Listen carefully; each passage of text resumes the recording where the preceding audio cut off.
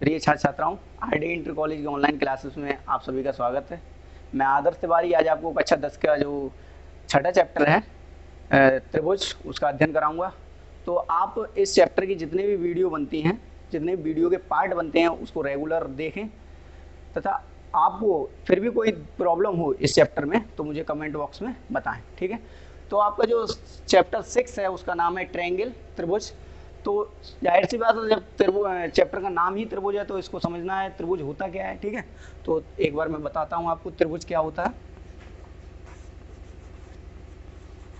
त्रिभुज देखिए, तीन भुजाओं से घिरी हुई बंद आकृति को हम त्रिभुज कहते हैं, ठीक है। जैसे एक भुजा ये है, दूसरी ये है और तीसरी ये हो गई, तो ये तीन भुजाओं से घिरी हुई बंद आकृति को ये त्रिभुज हो गया। अब इसका मैं नाम कोई दे देता हूँ ए बी सी, ठीक है। तो ये क्या हो गया, त्रिभुज हो गया। अब त्रिभुज के जो ये कोण होते हैं, ये वाले, इन कोणों का योग होता है 180 अंश, ठीक है। और जो इसका त्रिभुज का क्षेत्रफल का फॉर्मूला होता है, त्रिभुज का क्षेत्रफल, एरिया ऑफ त्रिभुज एबीसी, क्या होगा वो फॉर्मूला आप याद रखें, 1/2 गुणा आधार गुणा ऊंचाई, ठीक है। अब मान लीजिए मैंने ऊंचाई ये वाली ले ली है, एडी, ठीक है। तो इसका जब हम इसकी त्रिभुज में बात करेंगे तो इस एबीसी के क्षेत्रफल का, त्रिभुज एबीसी के क्षेत्रफल का, तो 1/2 तो ऐसा ही रहेगा। आधार इसका बीसी है, ठीक है, और ऊंचाई क्या होगी, एडी। तो ये त्रिभुज का क्षेत्रफल हो गया। और त्रिभुज के क्षेत्रफल का जो कोण है, इसके तीनों कोणों का योग 180 अंश होता है, ठीक है। चलिए अब आपको थोड़ा, आप चाहे तो इसकी परिभाषा भी लिख सकते हैं, मैं एक बार बता देता हूं कि त्रिभुज क्या है। तीन भुजाओं से घिरी हुई बंद आकृति को हम त्रिभुज कहते हैं, ठीक है। त्रिभुज के तीनों कोणों का योग 180 अंश होता है, तो इसका क्षेत्रफल, त्रिभुज का क्षेत्रफल जो होता है वो 1/2 गुणा आधार गुणा ऊंचाई होता है, ठीक है। चलिए अब जो इस चैप्टर की इंपॉर्टेंट बात है उसका थोड़ा मैं, जो आप क्लास 9 में पढ़ भी चुके हैं, उसका थोड़ा मैं रिवीजन करा देता हूँ। इस चैप्टर के लिए बहुत ही महत्वपूर्ण बात है वो। तो सबसे पहले आती है बात, सर्वांगसम आकृतियां कौन सी होती हैं। सर्वांगसम आकृतियां,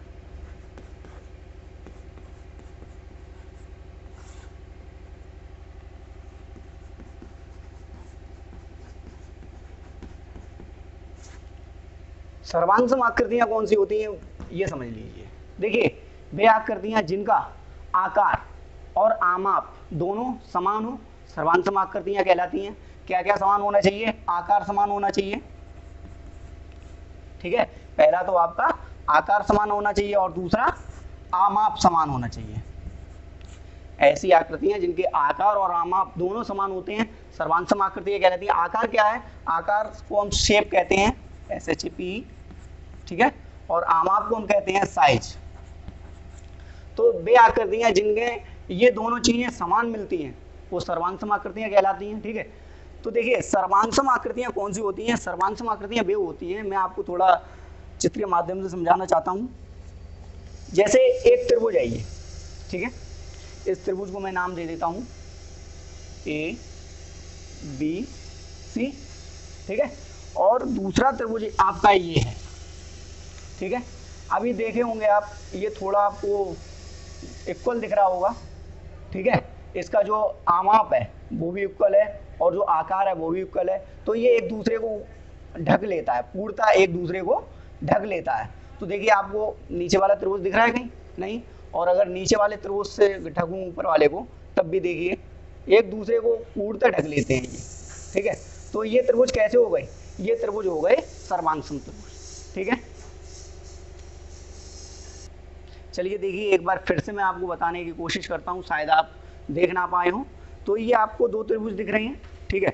अभी आपको इनमें कुछ अंतर मालूम पड़ रहा है क्या, चलिए देखते हैं क्या अंतर है, ये आपस में सर्वांगसम है या नहीं, वो देखते हैं। देखिए, सबसे पहले ये कोई एक त्रिभुज है, ठीक है, ABC, और दूसरा त्रिभुज ये है कोई, ठीक है। अभी मुझे ये पता लगाना है कि ये त्रिभुज सर्वांगसम है या नहीं। तो सर्वांगसम आकृतियां कौन सी होती हैं, मैंने बताया था आपको, जिनके आमाप और जो आमाप है और जो आकार है दोनों समान होनी चाहिए, तो सर्वांगसम आकृतियां कहलाती हैं। और सर्वांगसम आकृतियां एक दूसरे को पूर्णतः ढक लेती हैं। तो ये वाला जो त्रिभुज है, देखिए ये वाला त्रिभुज नीचे वाले त्रिभुज ABC को पूर्णतः देखिए ढक ले रहा है, कहीं दिख रहा है नीचे वाला त्रिभुज, या फिर मैं आपको ये बताऊं कि ये ऊपर वाला त्रिभुज देखिए ये ढक लेता है एक दूसरे को, ठीक है। तो ये त्रिभुज आपस में कैसे हो गए, सर्वांगसम त्रिभुज हो गए, ठीक है। चलिए अब बात आती है आपकी सर्वांगसम हो गई, तो सर्वांगसम आकृतियां की आप परिभाषा लिख सकते हो, मैं बोल देता हूं एक बार। तो सर्वांगसम आकृतियां कौन सी होती हैं, तो वे आकृतियां जिनके आकार और आमाप दोनों ही समान हो, सर्वांगसम आकृतियां कहलाती हैं, ठीक है। चलिए अब बात आती है आपकी समरूप आकृतियां कौन सी होती हैं, समरूप।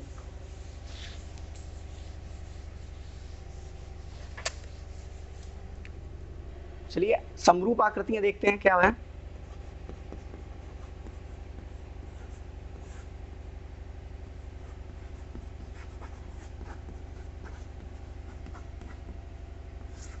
समरूप आकृतियां, ठीक है। तो समरूप आकृतियां क्या होती है, देखिए अभी मैंने आपको सर्वांगसम आकृतियों कौन कौन सी दो चीजें बताई थी, एक तो आमाप बताया था और एक आकार बताया था। सर्वांगसम आकृतियों में आमाप और आकार दोनों ही समान होने चाहिए, लेकिन जो आपकी समरूप आकृतियां हैं, समरूप आकृतियां हैं इसमें आकार समान होना चाहिए। क्या समान होना चाहिए, आकार, जिसको हम क्या कहते हैं, शेप। तो ऐसी आकृतियां जिनका आकार समान होता है समरूप आकृतियां कहलाती हैं। चलिए फिर से मैं आपको थोड़ा समझाना चाहता हूं। देखिए एक त्रिभुज आपको ये दिख रहा होगा, ठीक है, दूसरा त्रिभुज आपको ये दिख रहा होगा, ठीक है। अभी आपको दोनों एक ही से लगभग एक से एक समान त्रिभुज दिख रहे हैं, ठीक है। तो आप इसको रखेंगे, एक जगह ये रख दिया और एक जगह ये रख दिया। आप देख रहे हो ऊपर वाला त्रिभुज बड़ा है, नीचे वाला छोटा है, लेकिन इसका जो आकार है, जो इसकी बनावट है, वो तो समान है ना, शेप है वो समान है ना।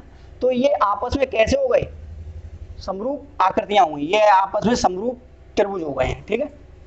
तो आप चाहे तो परिभाषा लिख सकते हैं, समरूप आकृतियां कौन सी होती हैं, कि वे आकृतियां जिनमें आकार समान होता है, जिनका आकार समान होता है, समरूप आकृतियां कहलाती हैं, ठीक है। सिर्फ इसमें आकार समान होना चाहिए, समरूप आकृतियां कहलाती हैं। चलिए आपने दोनों आकृतियों के बारे में थोड़ा देख लिया होगा। अब मैं उसके अंतर की बात करता हूं, सर्वांगसम आकृतियों में और समरूप आकृतियों में क्या अंतर है, ठीक है। तो मैं लिख देता हूं,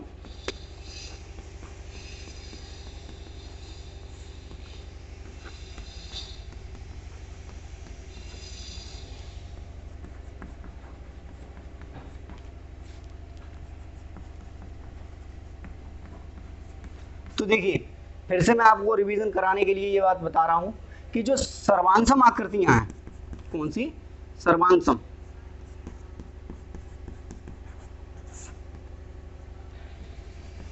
जो आपकी सर्वांगसम आकृतियां हैं उनमें आकार और आमाप दोनों ही समान होने चाहिए, ठीक है। और जो आपकी समरूप आकृतियां हैं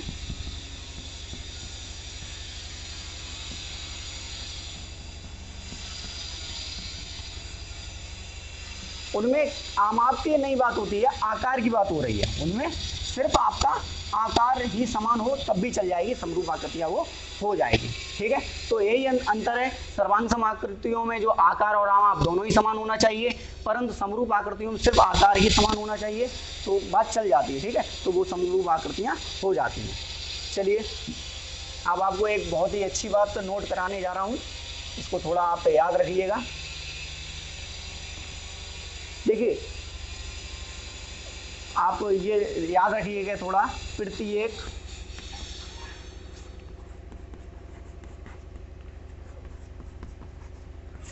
प्रत्येक सर्वांगसम आकृति समरूप हो सकती है,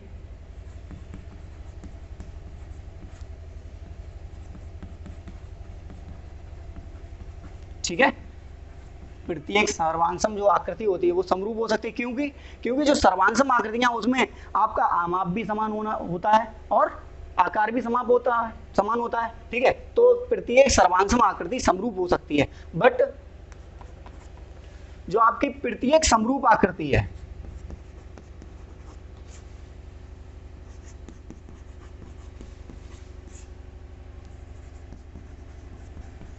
प्रत्येक समरूप आकृति है वो जो आपकी प्रत्येक समरूप आकृति है वो सर्वांग नहीं हो सकती है।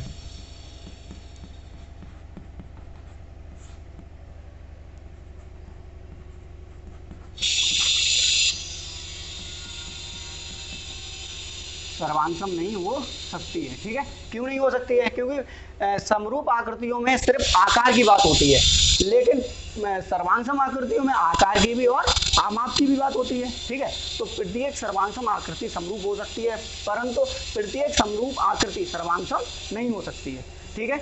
चलिए अब बात आगे करते हैं। कुछ उदाहरण मैं देता हूं जो आपस में समरूप होते हैं। समरूप आकृतियां हैं, उनके कुछ उदाहरण मैं आपको देता हूं जो इस चैप्टर के लिए बहुत ही महत्वपूर्ण है।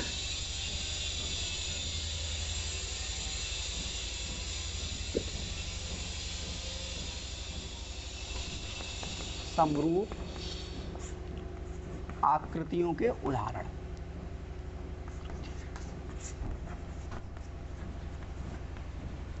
कुछ उदाहरण, ठीक है। समरूप आकृति के कुछ उदाहरण। तो जो पहला उदाहरण है आपका, जो पहला उदाहरण है इसको थोड़ा देखना है, वर्ग, ठीक है। तो वर्ग मैं बना के भी दिखा देता हूं,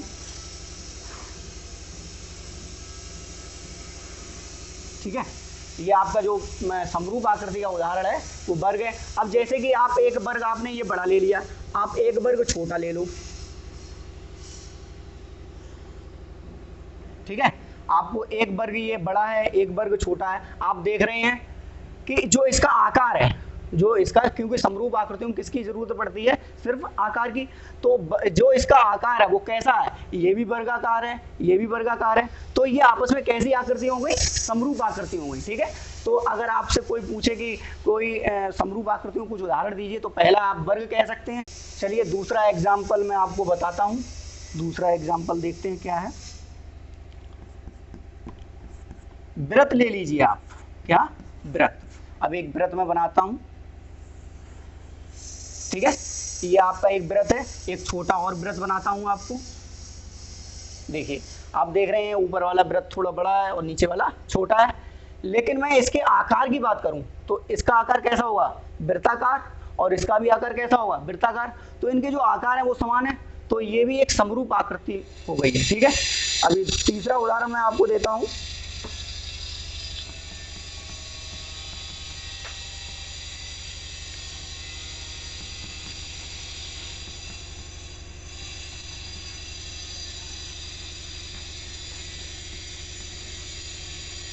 समबाहु त्रिभुज, ठीक है। चलिए एक समबाहु त्रिभुज मैं बनाता हूं। इसकी सभी भुजाएं कैसी हैं? समान है, ठीक है। दूसरा एक छोटा बना देता हूं मैं समबाहु त्रिभुज, इसकी भी सभी भुजाएं समान है। तो ये जो आप देख रहे हैं, ये जो त्रिभुज है, ऊपर वाला त्रिभुज थोड़ा बड़ा है और नीचे वाला छोटा है, ठीक है। तो ये जो समबाहु त्रिभुज है वो भी किस आकृति में? समरूप आकृतियों के उदाहरण में आ जाता है, ठीक है। तो ये तीन उदाहरण आप थोड़ा ध्यान में रखेंगे, इस प्रश्नावली जो 6.1 है उसमें यूज होगा इसका। चलिए अभी तक जो मैं आपको समरूप आकृतियों के बारे में भी बताया था, वो मैंने आपको वृत्त बताया, ठीक है, वर्ग बताया है और समबाहु त्रिभुज बताया। अब मैं आपको बताता हूँ बहुभुज की समरूपता कैसे पहचानेंगे, ठीक है। बहुभुज की समरूपता के बारे में, ठीक है। तो हेडिंग डालते हैं मैं।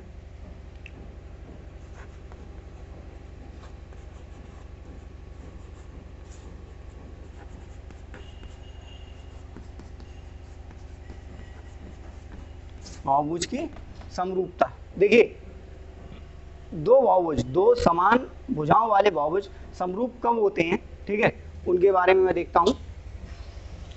दो समान भुजाओं वाले बहुभुज समरूप होते हैं यदि, पहला पॉइंट आप देखे हैं, जो उनके संगत कोण हों,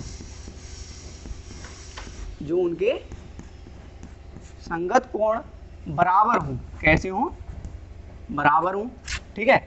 और दूसरा पॉइंट आप देखेंगे कि उनकी जो संगत भुजाएं हैं, संगत भुजाएं वो समानुपाती हैं।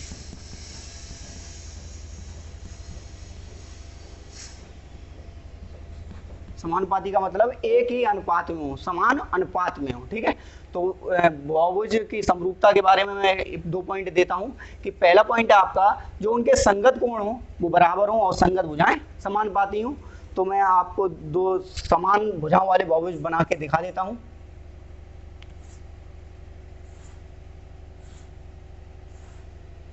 ठीक है, आपको एक ये दिख रहा है ए बी सी डी, दूसरा एक ले लेता हूं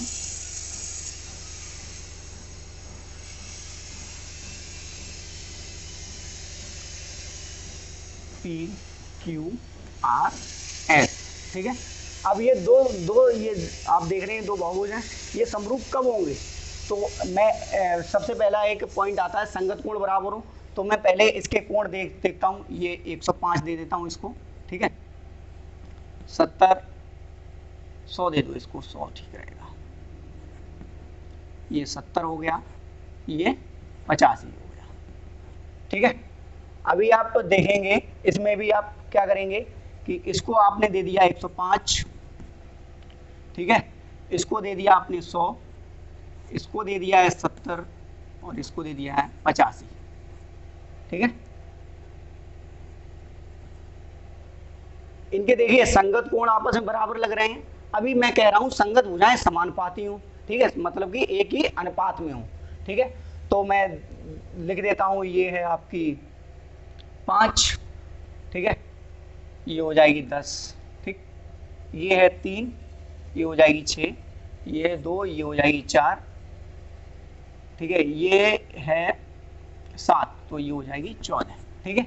अभी आप देखेंगे कि दोनों त्रिभुज की जो बहुभुज हैं उनके सबसे पहले संगत कोण आप देख रहे हैं, कोण ए के संगत कोण कौन सा है? पी, तो कोण ए बराबर 105 है, कोण पी बराबर भी 105 दिख रहा है आपको। कोण बी के संगत कोण कोण क्यू है, तो कोण बी 100 है और कोण क्यू भी 100 है, और कोण सी के संगत कोण कोण आर है 70 है। इसी प्रकार से ये डी के एस है तो 85, ठीक है। तो आप देख रहे हैं संगत कोण बराबर हैं। अभी संगत भुजाएं समानुपाती हैं या नहीं वो देखता हूं। तो ए बी के जो भुजा ए बी है उसके संगत भुजा कौन सी है आपकी? P Q. तो A B upon P Q, A B upon P Q, A B कितनी है आपकी 3, पी क्यू 6, 3 एकम 3, 3 दूनी 6, इसका अनुपात कितना आया 1/2। अभी आप बी सी ले लीजिए, बी सी अपॉन क्या हो जाएगा क्यू आर, तो B C upon Q R हो जाएगा, बी सी कितनी है आपकी 7 और क्यू आर कितनी है 14, 7 एकम 7, 7 दूनी 14, ये हो गई आपकी 1/2। इसी प्रकार से 2 भुजाएं और बची हैं, डी सी बटे एस आर हो जाएगा, ठीक है, क्योंकि डी सी के संगत भुजा एस आर है, तो डी सी बटे एस आर, डी सी कितनी है आपकी 5, एस आर कितनी है 10, तो ये हो जाएगा 5 एकम 5, 5 दूनी 10, 1/2, ठीक है। और ये जो ए डी है, A D upon P S कर दीजिए आप, A D upon P S, A D कितनी है आपकी 2 और पी एस कितनी है 4, 2 एकम 2, 2 दूनी 4, 1/2। तो आप देख रहे होंगे कि सभी भुजाओं का अनुपात कितना आया 1/2, 1/2, 1/2, 1/2।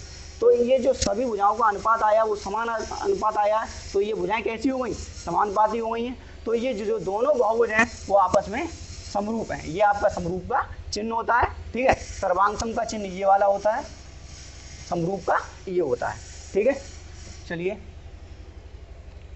तो अभी मैं आपको त्रिभुज की ऊंचाई के बारे में बताने जा रहा हूं। त्रिभुज की ऊंचाइयां, तो मैं मान लेता हूं कि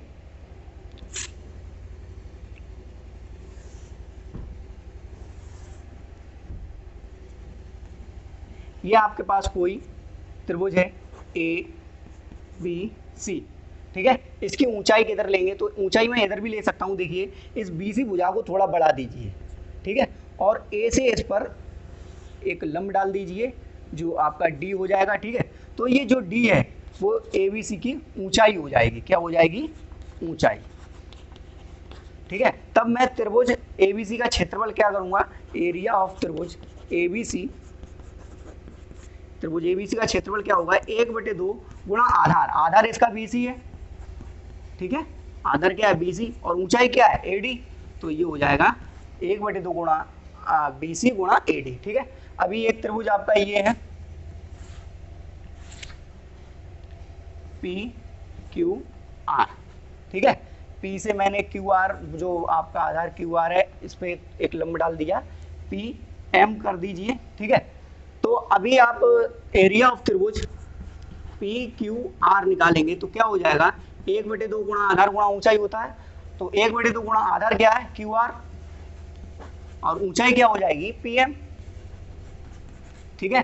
तो ये तो हो गए, जब त्रिभुज का मैं क्षेत्रफल ज्ञात करूंगा तो ये वाला फॉर्मूला लगाऊंगा, ठीक है। त्रिभुज के क्षेत्रफल में मुझे क्या चीज की आवश्यकता पड़ती है, एक तो आधार की आवश्यकता पड़ती है और एक ऊंचाई की, ठीक है। चलिए एक पॉइंट है जो आपको याद रखना है, आगे जो आपकी बीपीटी थ्योरम उसका उसमें यूज होगा इस पॉइंट का, ठीक है। वो है क्या कि एक ही आधार व समांतर रेखाओं के बीच बने त्रिभुज का क्षेत्रफल समान होता है, त्रिभुजों का क्षेत्रफल समान होता है,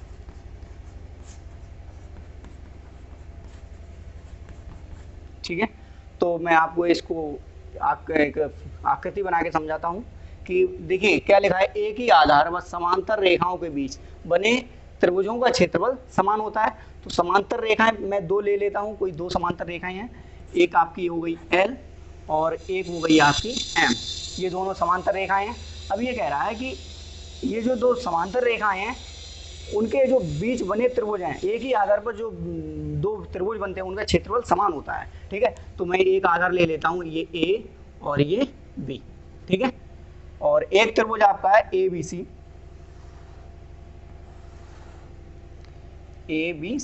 ठीक है।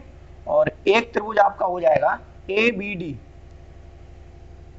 AB और ये D, थोड़ा इसको इधर मिला दें, ये आपका हो गया ABD। तो आपको ये जो दो त्रिभुज दिख रहे हैं, एक तो ये वाला, ठीक है, और एक ये वाला, इन जो ये जो दो त्रिभुज दिख रहे हैं ABC और ABD, इन दो त्रिभुज का जो क्षेत्रफल होगा वो समान होगा। तो मैं यहां से लिख सकता हूं एरिया ऑफ त्रिभुज ABC बराबर हो जाएगा एरिया ऑफ त्रिभुज ABD, ठीक है। तो इन दोनों त्रिभुज का जो क्षेत्रफल होगा वो समान होगा, क्योंकि ये एक ही आधार पर हैं और दो समांतर रेखाओं के बीच बने त्रिभुज हैं, तो इनका क्षेत्रफल समान हो जाएगा, ठीक है। अब चलिए प्रश्नावली की तरफ चलते हैं। चलिए आपकी जो प्रश्नावली 6.1 है उसका जो फर्स्ट क्वेश्चन है वो क्या है, कोष्ठकों में दिए शब्दों में सही शब्दों का प्रयोग करते हुए रिक्त स्थानों को भरिए, ठीक है। तो इसका जो फर्स्ट पार्ट है, सभी व्रत होते हैं, ये आपको इनके सामने विकल्प दे दिए गए हैं दो, सर्वांशम समरूप, सर्वांशम समरूप, समद्विबाहु समरूप, ये क्या है विकल्प है। तो प्रत्येक पार्ट में इन दो विकल्प में से एक विकल्प भरना है, ठीक है, और जो सही विकल्प है उसी को भरेंगे, ठीक है। तो पहला पार्ट क्या है, सभी व्रत होते हैं। तो सभी व्रत अभी मैंने आपको बताया था, जो व्रत होते हैं वो कैसे होते हैं, वृत्ताकार होते हैं, ठीक है। तो उनका आकार कैसा समान होता है, तो सर्वांशम होगा या समरूप, सर्वांशम तो होगा नहीं, क्योंकि एक व्रत छोटा भी हो सकता है, एक व्रत बड़ा भी हो सकता है, लेकिन उसका जो आकार वो वृत्ताकार ही रहेगा। तो इसमें क्या भरा जाएगा, समरूप भरा जाएगा, ठीक है। तो यहाँ पे मैं भर देता हूँ समरूप। तो सभी व्रत समरूप होते हैं, ठीक है। अब इसी प्रकार सभी वर्ग होते हैं। तो अभी मैंने आपको बताया था वर्ग, उदाहरण बताए थे समरूप के, कुछ 3 उदाहरण बताए थे ना। तो सभी वर्ग होते हैं, वर्ग का जो आकार होगा वो कैसा होगा, वर्गाकार होगा, ठीक है। तो सभी वर्ग होंगे समरूप होंगे या सर्वांशम, सर्वांशम तो हो नहीं सकते, क्योंकि कोई एक वर्ग छोटा होगा एक वर्ग बड़ा होगा, लेकिन चाहे वर्ग छोटा हो या बड़ा हो उसका आकार वर्गाकार ही रहेगा ना। तो इसमें क्या भरा जाएगा, समरूप भरा जाएगा, ठीक है।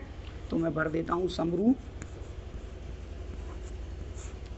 चलिए थर्ड पार्ट है आपका, सभी खालिस्तान त्रिभुज समरूप होते हैं। अब सभी कौन से त्रिभुज समरूप होते हैं, अभी मैंने आपको बताया था समद्विबाहु या समबाहु होगा, यहाँ पे समरूप नहीं होगा, थोड़ा आप सही कर लें, समबाहु होगा, ठीक है।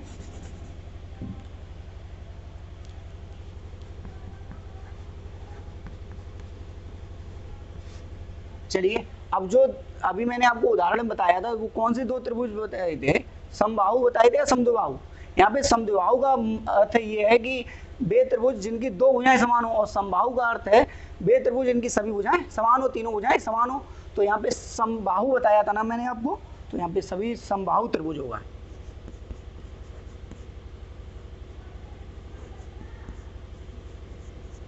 ठीक है, सभी समबाहु त्रिभुज समरूप होते हैं।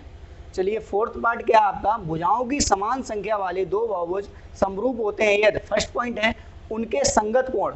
जो मैंने आपको अभी दो बहुभुज की समरूपता के बारे में बताया था, तो उसमें फर्स्ट पॉइंट क्या बताया था, उनके संगत कोण कैसे होने चाहिए, बराबर होने चाहिए, समानुपाती। जो संगत कोण है वो बराबर होने चाहिए। ठीक है, तो इसमें बराबर भर देंगे, और उनकी संगत भुजाएं समानुपाती अभी बताई थी, तो समानुपाती भर देते हैं इसमें।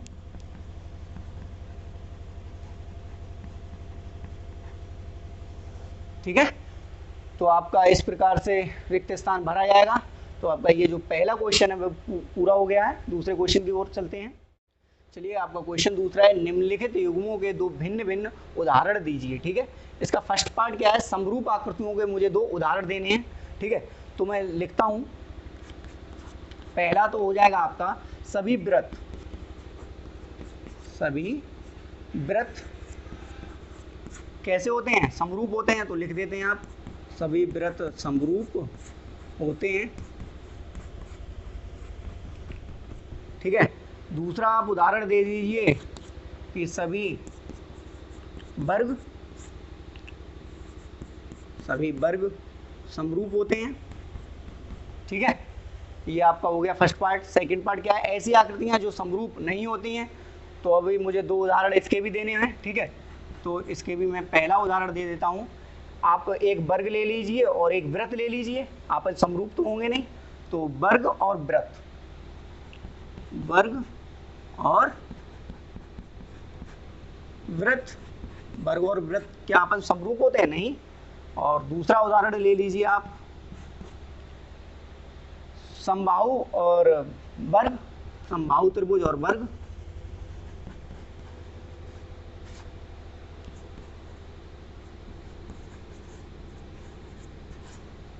और वर्ग या वृत्त भी कह सकते हैं आप। ठीक है, तो ये आपका जो दूसरा क्वेश्चन है वो पूरा हो गया है। चलिए क्वेश्चन तीसरा जो आपका है वो क्या है, बताइए कि निम्नलिखित चतुर्भुज समरूप हैं या नहीं। ये एक चतुर्भुज आपको PQRS दे दिया और एक ABCD दे दिया है, जिसमें PQ 1.5 है, QR 1.5 cm, ये मतलब इसकी सभी भुजाएं 1.5 cm है, और इसकी सभी भुजाएं 3 cm है, 3 cm, 3 cm, 3 cm, 3 cm। ठीक है, अभी आपको बताना है कि ये जो दो त्रिभुज हैं वो आपस में समरूप हैं या नहीं। तो मैंने बताया था कि बहुभुज की समरूपता पहचानने के लिए क्या करते हैं, सबसे पहले संगत भुजाएं देखते हैं या संगत कोण देखते हैं। ठीक है, तो पहले मैं संगत भुजाएं आपको देख लेता हूँ, संगत भुजाएं जो हैं इनकी समानुपाती हैं या नहीं। तो फर्स्ट है आपकी संगत भुजाएं।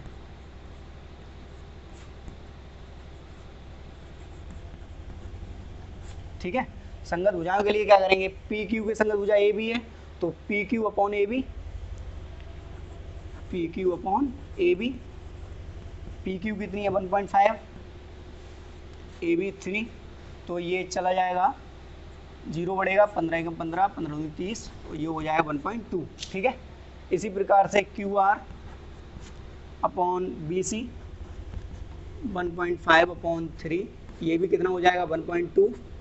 इसी प्रकार से SR अपॉन DC या CD, SR 1.5 है, DC भी 3 है, तो ये भी कितना हो जाएगा 1.2, 1/2। और इसी पे PS अपॉन AD हो जाएगा। ठीक है, तो PS अपॉन AD 1.5 और ये 3, ये भी 1/2, इसका अनुपात कितना आएगा 1/2। तो आप देख रहे हैं सभी संगत भुजाओं का अनुपात कितना आ रहा है 1/2, 1/2, 1/2। ठीक है, तो संगत भुजाएं तो समानुपाती हो गई हैं। अभी आप एक पॉइंट और देखेंगे, कौन सा, दूसरा पॉइंट मैंने आपको बताया था, इधर देख लेता हूं कि संगत कोण बराबर होने चाहिए। ठीक है, क्या होना चाहिए, संगत कोण बराबर होने चाहिए। तो संगत कोण, तो अभी आप देख रहे हैं कोण ए यहाँ पे 90 डिग्री का है, कोण बी भी 90 डिग्री का दिख रहा है, सी बी और डी भी 90 डिग्री का दिख रहा है, लेकिन पी क्यू आर एस में आप देख रहे हो ये 90 डिग्री का कहीं कोण दिख रहा है क्या? नहीं, तो संगत कोण बराबर नहीं है। यहाँ पे आप लिख सकते हो कोण P is not equal to 90 degree and कोण A is equal to 90 degree. तो कोण P कोण A के बराबर नहीं है, तो आप यहाँ से लिख सकते हो कोण P is not equal to कोण A। जब कोण बराबर, संगत कोण बराबर नहीं है, तो ये जो दोनों त्रिभुज हैं, वो दोनों चतुर्भुज हैं, वो कैसे हो गए? समरूप नहीं है। तो आप लिख सकते हो, आता है त्रिभुज पी क्यू आर एस, त्रिभुज चतुर्भुज पी क्यू आर एस और चतुर्भुज ए बी सी डी आपस में समरूप नहीं है। ठीक है, तो मैं लिख देता हूँ यहाँ पे, आता है चतुर्भुज पी क्यू आर एस व चतुर्भुज ए बी सी डी समरूप नहीं है।